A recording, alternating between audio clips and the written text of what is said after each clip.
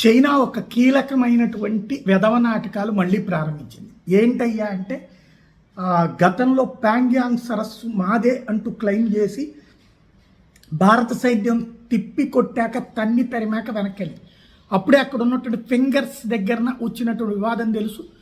Buffer zone అంటే కొంత భూభాగాన్ని మనము వదిలేసాం, వాళ్ళు వదిలేశారు.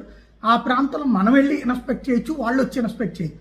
కానీ ఆ బఫర్ జోన్ని ఆక్రమించే ప్రయత్నం చేస్తే మనం ఆనాడు తిప్పికొట్టాం. దాని సందర్భంగా చేతులతో యుద్ధం, ఆ తర్వాత ముళ్ళ కర్రలతో యుద్ధం, ఆ పైన ఒక్కొక్కరిని ఎత్తి విసిరేసి ప్రాణాలు తీసినటువంటి సంఘటనలు చోటు చేసుకుని కొన్ని నెలల పాటు మన సైన్యం మోహరించాల్సి వచ్చింది, వాళ్ళ సైన్యం మోహరించాల్సి వచ్చింది.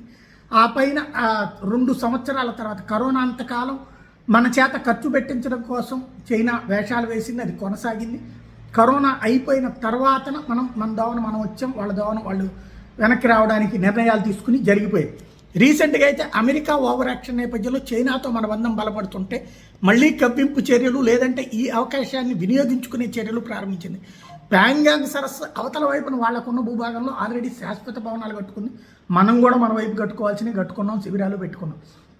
అయితే ఇప్పుడు బఫర్ జోన్ ప్రాంతంలో తాత్కాలిక శిబిరాలు ఏర్పాటు చేస్తోంది అన్నటువంటి శాటిలైట్లను బట్టి తెలిసిందన్నటువంటి తాజాగా చెప్తున్నటువంటి అంశం. దాని మీదన కొన్ని అంతర్జాతీయ మీడియాల కథనాల నేపథ్యంలో ఇప్పుడు ప్రభుత్వం అప్రమత్తమైంది. దాని మీద ఏం జరిగింది అక్కడ అన్నది స్పష్టత ఇస్తాం అని సైన్యము, ప్రభుత్వము, విదేశాంగ శాఖ చెప్తున్నారు.